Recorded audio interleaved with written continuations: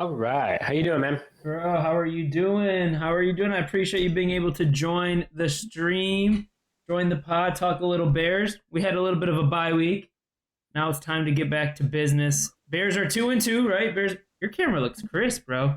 I like your camera. Thanks, man. Your camera looks crisp. Bears are 2-2.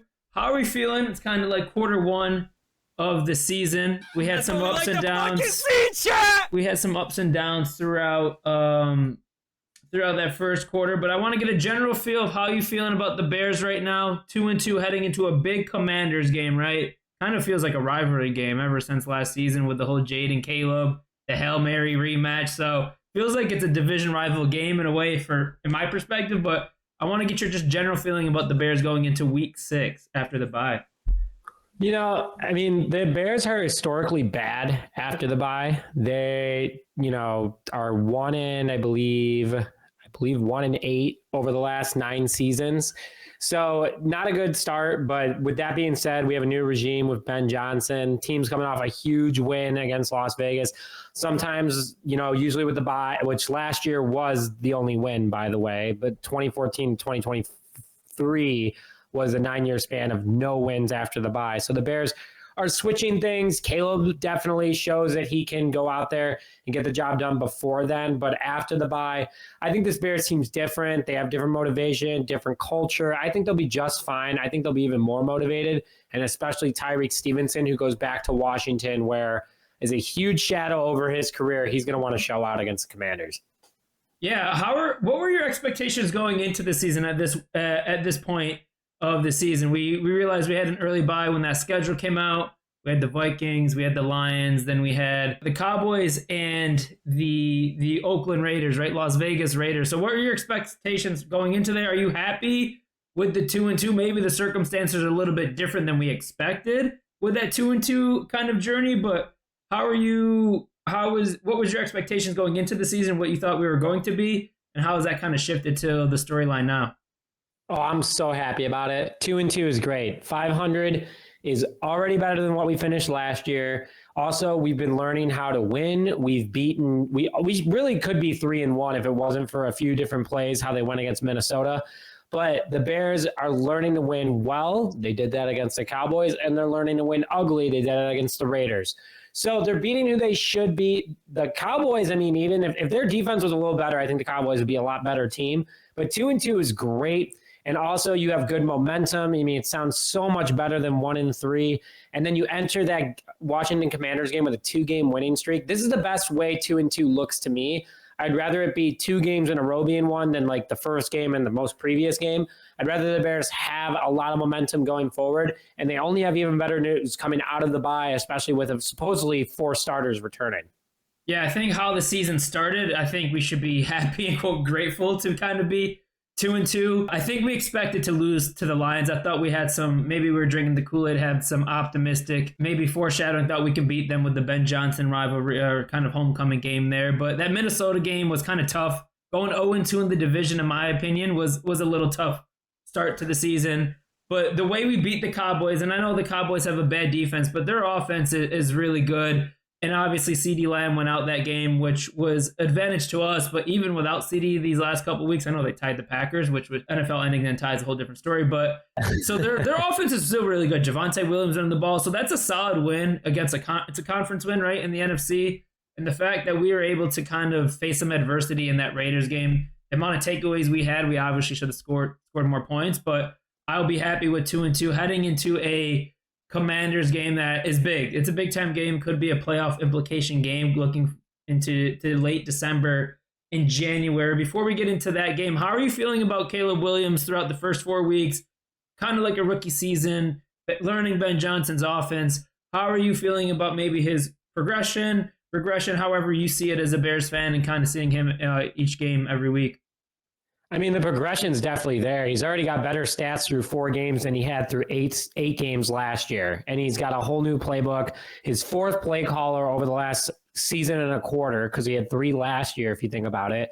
I think he's been doing great. Anyone that hates on him is just looking for something to talk about and try to cause some commotion. But it's proven that Caleb can show up late in games like he did, shout out to Ben Johnson giving a great pep talk saying, listen, you were built for this moment. And he got the job done there. That's a big learning moment for Caleb because he knows now he can do that in the NFL. And he did it against Pete Carroll, who is a very established coach, knows defense very well, a guy that could have been the Bears head coach if we didn't get Ben Johnson. But Caleb also third in the NFL right now before week 5 with 8 passing touchdowns, one of the best touchdown to interception ratios, not only this season, but also over the last 2 seasons, on pace for over 3,800 passing yards. And that's with one bad game in Vegas. If he were to have a better game the upcoming weeks, let's say he has a couple 300-yard games, which he has shown he can do, I mean, shoot, this guy could definitely hit 4,000 passing yards. And he looks a lot more confident than he did last season. That's in a more complex offense. So I think Caleb's doing a great job in progressing super well. And anyone that says he's not is just like nervous about how well he's starting to do, considering all the adversity he's had to go through and playing as well as he is. Yeah, there's obviously a lot of national media voices out there that have been against Caleb day one or been very pessimistic about him as a quarterback. Chris Canty, unsportsmanlike. People like those that like to hate on him, and that guy from the Colin Cowherd show, his backup there, his second stringer back up there. But I'm liking what I'm seeing from Caleb so far. Week 1, some of the things for me was just kind of like the basics of the accuracy thing when he missed that DJ Moore. You can see him getting more comfortable in the pocket, which is like really cool for me to kind of see. He's not getting that happy feet, jittery feet that we kind of saw in the first couple weeks of the season. The line, like the interceptions are key, like to continue keeping the ball safe. And he did that pretty well last season as well. If it wasn't for like a crazy 2024 like QB class or just offensive class in general, like his stats could have been like argued for like a rookie of the year in any other draft class, right? So he's always been good about keeping the ball safe and secure. That was a bad interception against the Lions, but I am really liking what I'm seeing. He obviously is getting more comfortable with Ben Johnson's offense. I think he's really poised in the pocket, which is nice to see. He's not always he's not trying to resort to running away and breaking the pocket and trying to make these hero plays. He had to do that against the Raiders because our offensive line, which is bad, and we'll get to that in a minute. And that Max Crosby, he's a beast. But I'm loving what I'm seeing from Caleb in that offense. Him and Rome are gelling. Rome's a big kind of storyline for the Bears in the first quarter of this season. Let's talk a little bit of some of the injuries. I haven't had a chance to scroll on Bears Twitter today. I know Tuesday's a kind of a big injury report day, at least to kind of start off that injury report for the beginning of the week. You got players like TJ Edwards, Kyler Gordon, Colston Loveland, Darnell Wright, and Austin Booker possibly able to come back, which are going to be huge for this team, especially on the defense and a depleted secondary. So have you seen anything or heard anything about the Bears' injuries going into the Commanders game to start off the week? Yeah, so Colston Loveland, Kyler Gordon, and TJ Edwards were limited last week during the Bears bye week during Tuesday's run-through, according to Brad Biggs. Good to hear that those guys are progressing. He also talked about a little bit how Austin Booker's return window can now begin, so it can happen at literally any moment right now that it's week 6. So the Bears have the opportunity to go out and maybe activate him. He's probably not going to be ready to go, though, right away. He has been out for a little bit. So he's got to get that, football knowledge back up to speed. Also, this defense has probably become more complex then, so he's got to learn a few things. But just having Austin Booker out there would be big. Grady Jarrett played through that knee injury for a couple of games, but, even though he was out against the Raiders, good rest. He gets 2.5 weeks of rest before the Commanders game. And Darnell Wright, he played against the Dallas Cowboys when he did get that elbow injury, but he did go back in for a little bit. So I saw the Bears looking at it like, listen, we're not going to risk you. We have a lot of ball game left. Like, let's just go out there. Let's play our guys. We'll see what our second-round pick, Ozzie Trapillo, can do. We'll see what our guy, Theo Benedict, can do. This will help out with the left tackle situation, which we saw against the Raiders, where they threw Theo in there at left tackle and Ozzie at right. And I thought they did significantly better than when it was Theo at right tackle and Braxton Jones. But from an injury perspective, it sounds like we're going to be getting a lot of guys back. Even if we don't get all of them, we'll at least get a few pieces. And obviously, there's a total of 13 games left to be played. Bears have a lot of time left. Would rather those guys sit out either if they have to one more game and then play the rest of the season, or if they're ready to go, just get them on as soon as possible, shake the rust off, and let's get this thing going. Yeah, and talking about that offensive line a little bit, I don't know if it's officially confirmed, but I think it was rumored or it is going to happen. Braxton Jones is getting benched at left tackle for Theo Benedict, which is a very cool storyline. I believe he was undrafted. He's obviously from Canada, but he's been playing his balls off to get to an opportunity to start at left tackle. We drafted Ozzie Trapella, right? We thought maybe Darnell would swing to left or Ozzie would maybe go to left, but it didn't happen. So what are your thoughts on Braxton Jones? It's weird because I've always been we need to get a better future left tackle. I haven't seen him play terribly bad this season. I know he had some hiccups. I believe it was the Lions where he got bulldozed, but for the most part, he's been pretty decent, more decent than I thought. But what are your thoughts on Theo Benedict getting that start at left tackle, if that's confirmed? I believe I saw something floating around out there about it.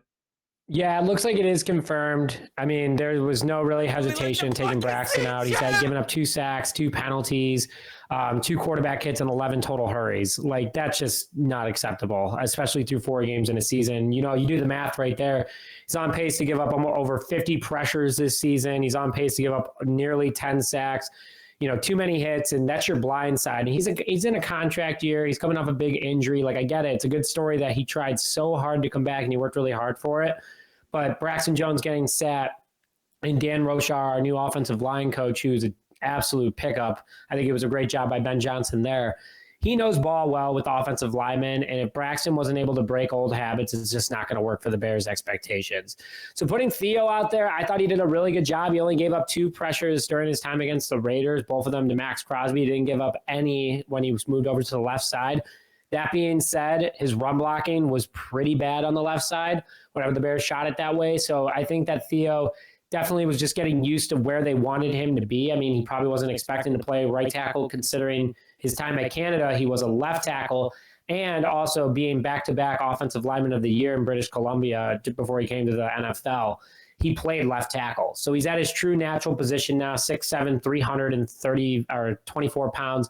Guy's a beast, and he's athletically built. I think he's going to look really comfortable there. We'll find out a lot against the Washington Commanders, who have a decent defensive line. And if he can hold up there, I think that's your answer at left tackle for the next couple of years because he's on an undrafted rookie free agent contract for 3 years. Bears don't have to pay him more than $1 million next year. With incentives, they might have to, but low cap hit. Braxton Jones would be a huge cap hit. And I like Theo over there at left tackle. He's looked good so far. Yeah, hopefully that improves the running game a little bit because there's 3 biggest weaknesses of this team so far that I've noticed heading into week 6 that I want to chat about, and it's that run game. Like, yeah, I don't think it's necessarily all on DeAndre Swift. I think it's the offensive line needing to create some more holes for him. His vision is obviously not the best. We've talked about this as Bears fans for a couple of years now. Do you see the Bears maybe possibly, and I know there's a lot of rumors out there, but as teams start to become sellers, you got teams like the Dolphins or the Saints or some other teams that might have some running backs. Do you see the Bears trying to, or do you even want the Bears to invest in some draft capital to get more depth at the running back room? Roshan Johnson just sniffs special teams, doesn't even get any burn to even run the ball. You got another guy who's had some moments that haven't been too bad, just not enough reps. But how do you think the Bears, or do you want the Bears to invest in some capital to get a veteran running back from a different team that might be selling soon? Yeah, obviously everyone's looking at Hall over in New York right now. I mean, the guy is in his last year of his rookie contract. He could be a good rental. They could get rid of him if it doesn't work out, but he looks really good so far. He's actually one of the league leaders, but the thing is that he's going to sell really high right now. Like, people are going to be asking for third, fourth, multiple fourths. Like, you know, even though Ryan Poles is strategically bad in the 3rd and 4th round, I think that you still need to hold on to those type of picks. He's been getting better every year when it comes to drafting. I mean, all his first rounders so far have hit. Colson Loveland, Darnell Wright, Caleb Williams, Roma Dunze, and then Kyler Gordon, when healthy, Jaquan Brisker were his first 2 picks in his first year. Yeah, they were 2nd round picks, but Poles, this would be an opportunity for him to invest. That being said, I wouldn't get rid of a third. I would maybe give up 2/4 for a guy like Hall, but really depends on the cost. The longer the contract, the better, because then the Bears can have a locked-in guy on a rookie contract for a couple of years. They don't want to give up too much, obviously, and then end up getting rid of him. Kamara, I think it's too old. I think that the Bears would maybe offer a 7th next year, not even this or in 2 years, not even this upcoming draft. There's a lot out there. There's Jamal Williams still in free agency, who played in Ben Johnson's offense during his time with Detroit, had 17 rushing touchdowns with that scheme. It's not the young buck he once was, but he still knows the offense can be an instant plug and play. Sign him for super cheap. The Bears have the money to do it, and they don't have to give up draft capital. I'd rather Chicago focus on drafting a running back next year, maybe in the 2nd or 3rd, or even trade up and get someone like that. So Right now I'm leaning no, but if the price is right, you got to go for it, especially with how diminished our running back room is at the moment. Yeah, it'll definitely be interesting to see the reshuffled offensive line, at least on the tackle positions, with Theo Benedict, and maybe if Trapello gets some time this game, if Darnell Wright is not back, and see if that run game can improve a little bit, to see if that's more of a solution, and then just continue giving Swift and Monungai reps with a better improved offensive line. What about the pass rush? I mean, kind of still on the topic of trades. Pass rush has been the other problem of this defense. It's kind of like the obvious weakness of this team outside of the running game. But do you think? I think it's more of a dream than a running back trade. But Trey Hendrick's has always been a topic of conversation over this last offseason. Now that the Bengals are really out of it. And Max Crosby, I mean, that would be interesting if the Raiders start to become sellers. But how can they continue to try to improve this pass rush? I know we get Austin Booker back. We got a question in the chat. Is Shamar Turner, is he active? How can we continue improving this pass rush? Is there some options for trades, you think? Or have you seen anything on Bears Twitter about that? Well, we've had an injured Grady Jarrett, which is stunk. I mean, a really good run stopper. Andrew Billings is also rotating in with the twos now, so he's not getting as much help as he got with Javon Dexter last year when Andrew Billings was an absolute unit when it came to stopping the run. But also Andrew Billings is getting older. So in regards to that, Shamar Turner, we'll start with the Shamar Turner comment. So Shamar Turner has been getting reps. He has played in the last 2 games. He's gotten about 15, 20 snaps per game. Hasn't really done much, but he has recorded 3 tackles, all of them at the line. So when he is in there, 10% of the time he is making a play. Obviously a rookie, he's a little bit behind, didn't practice at all during the offseason all too much because of a few injuries. Now he's back. He's getting up to speed. I think he could be a really solid addition to this Bears team. Hopefully during the bye, he watched some tape, worked up with Dennis Allen a little bit, goes out there and gets the job done. I did just drop a video literally an hour before this that the Bears are actually linked to Cam Jordan right now. Saints apparently are going to be sellers, and bringing in a 36-year-old 8-time Pro Bowl, 3-time All-Pro edge would be pretty sweet. More of a mentor, but he is the third best run defensive edge according to PFF with an 81.8 PFF grade right now. So Bears need him more for the run versus his pass rush ability. He could be a great mentor also to Austin Booker. He knows Dennis Allen's defense. Again, another plug-and-play type guy. Trey Hendrickson would be sweet. I just think that it's too much money, and with what the Bengals are going to want, because they need to do the fastest rebuild ever, considering how much money they have tied up in that offense and nothing on defense.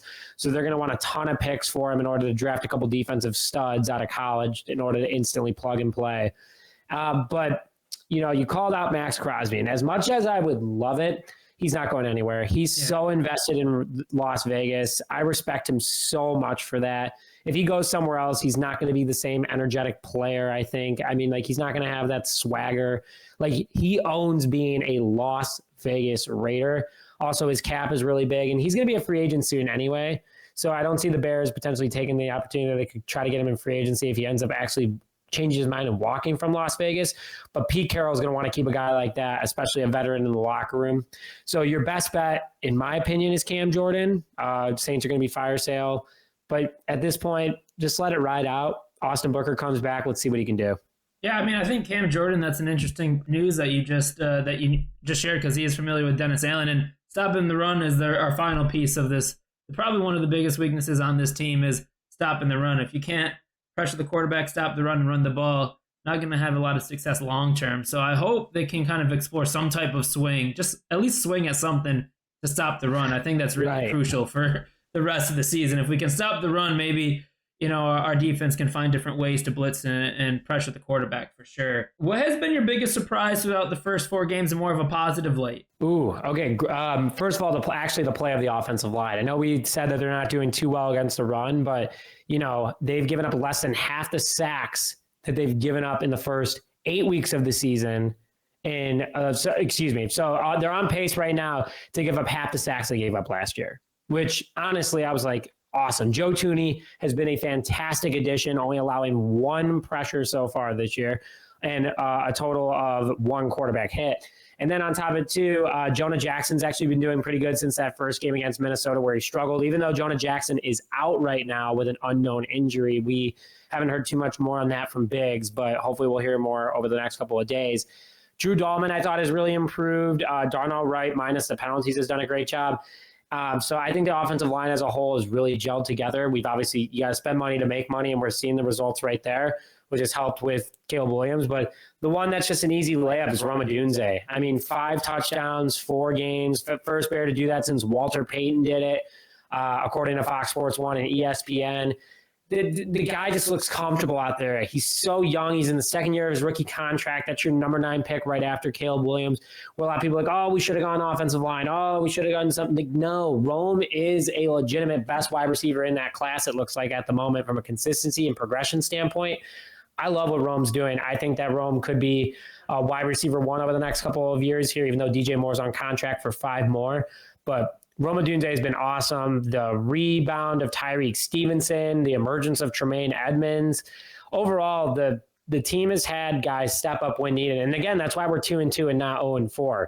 So you've seen progression from the young guys, you've seen progression from the leaders, and that's all that matters. So I'm really impressed mainly by Roma Dunze, though. Yeah, Roma Dunze is a big one. I love seeing his growth and his relationship with Caleb. That brings a whole awkward conversation about DJ Moore that we've kind of seen around Bears social media and how long he'll be in a Bears uniform. I love DJ, but it obviously seems like something's a little bit off there just from the outsider looking in. Tyreek Stevenson, I got to give him his flowers. Last couple of weeks have been huge. Someone that's kind of been ragging on him ever since the end of that Hail Mary game, and rightfully so. He's had moments of hiccups, and we've seen spurts of good play from him, just not on a consistent basis, but him stepping up with Jalen Johnson being out is huge, and I'm really excited to see if he can build upon that success he's had against the Washington Commanders, which I know is going to be a big game from him mentally just to stay in it and locked in. Talking about that game a little bit. Oh, actually, there's actually one other question. What has been one of your kind of like biggest concerns throughout the first 4 weeks, and quote unquote disappointments in a way? Maybe someone that's not hitting expectations as much as you maybe thought going into the season.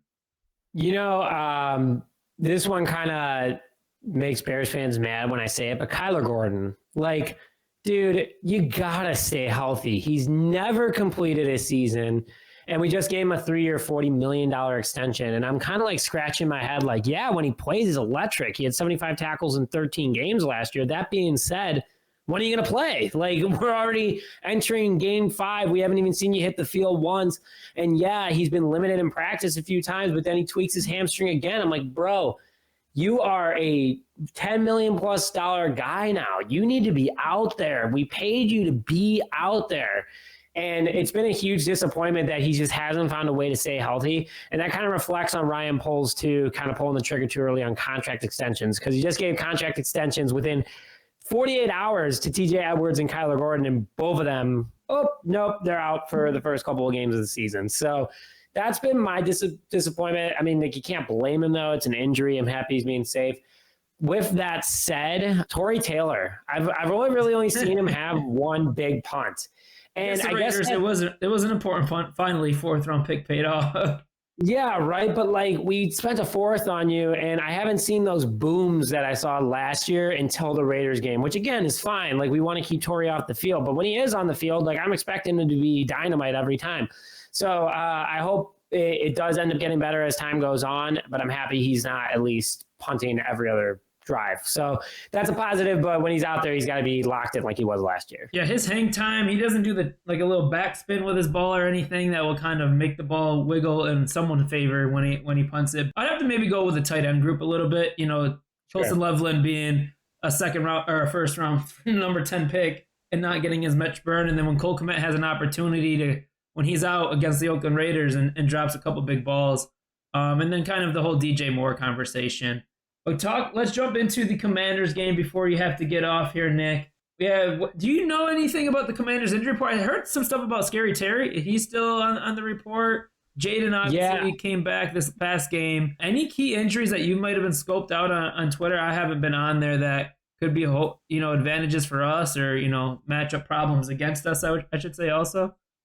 Terry's a really big one right now. Honestly, Washington has stayed pretty healthy this year, minus Jaden and Terry. Obviously, those are big ones. But yeah, no, Scary Terry apparently still has been limited or hasn't practiced the last couple of practices. Jaden went out there. Even though he's back from injury, he's still injured, man. One hit, and that could be game over.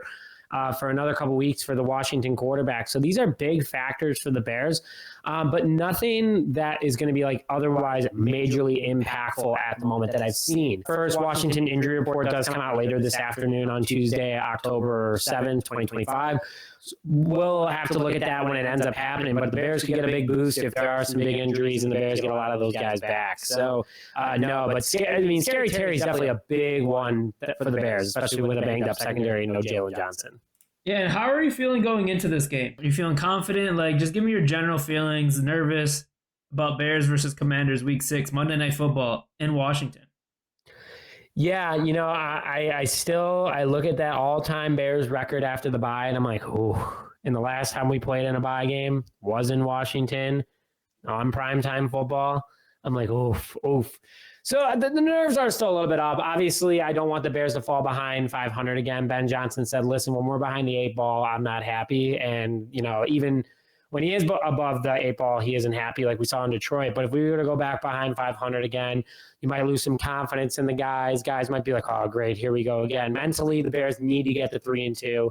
That's what I'm most nervous about, because if they get to 3-2, then I think this team's really going to start rolling, especially over the next couple of games. But nervous, definitely in my blood right now. And I feel you there. I think for once, I'm not nervous really about the offense. It's more of the defense and stopping the run. You got Jaden Daniels, run threat quarterback. The running game, they got kind of like a 3-mini threat there with Bill, and then you got Jaquaz Rodriguez, whoever. They got a couple running backs there, and they're no big names, but they get the job done. And they had a big win against the Chargers. Something, from a sports setting better side, and kind of what we were nervous about with the Lions games, like they lost big against the Packers week 1, they're going to want to bounce back. But the fact that they won against the Chargers kind of like makes me a little bit less nervous that they're not too desperate, but the running game is what scares me, and being able to keep Jaden Daniels in the pocket and contain him. Hopefully TJ Edwards is back. That would be huge, and hopefully Kyler Gordon. But what would you like to see versus this Commanders game? Pressure, man. Pressure. I want to see the defensive line come back after the bye week and shut a lot of people up saying, like, all right, we're not as bad as you think we are. And then also stopping the run. We can't have another game because Washington is effective on the ground and in the air. And if, at least with the Raiders, Geno Smith was not effective against us at all in the air. So if we can stop the run and make it strictly an air game and also play like we did against the Raiders and the Cowboys, we're going to be in a lot better shape. So that's what I'm looking for, is how much impact that defensive line can have on the backfield as a whole. Yeah, I think this is a huge game. I'm not trying to look ahead too much, but let's say we win this game. That's a huge confidence booster for this team. And a lot of the players that are on this team last year who had experienced that Hail Mary debacle. And then you got a nice slate of games coming up. You got the Saints, then you got the Ravens, and you got the Bengals and the Giants. So not to look far too ahead, but there's a good stretch where we can go 3-2, 4-1, which would be huge. Do you have score predictions for this game before we wrap it up? Ooh, man. 28-21 Bears. I think this is going to be a back-to-back touchdown shootout. I think that the teams are going to adjust a lot in the second half. I think there's going to be scoring up front. It's going to be a dull second and third, and then the fourth is going to get electric at the end. But I got Bears winning this one. Ben Johnson, again, does not want to go behind 500 again. I got the Bears 28-21. I like that. And do you have a bold prediction? So the fun thing with the bold predictions we do with our guests of the week, we actually bet on them. So 2 weeks ago we had Chase. I don't know if you've seen Chase, the Bears fan that runs a mile for every point they lose by. He actually specifically said he will predict a Kevin Byard interception.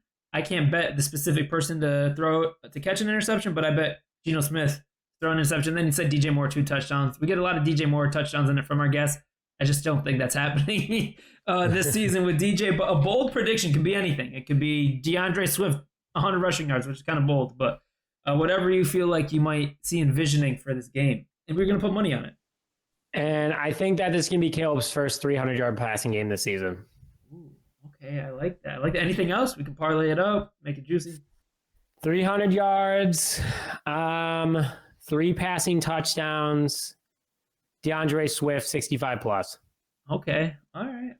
Well, we're going to lock that in. Well, Nick, I appreciate your time. So we'll get all these clips. I'll tag you and some good content for your pages and stuff also. But I really appreciate your time.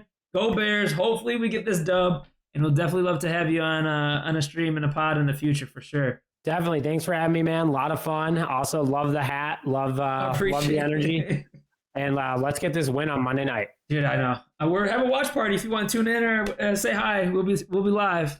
Gotcha. I'll make sure I try to come around. I appreciate it, man. Thank you as always. Go Bears and enjoy the rest of your week.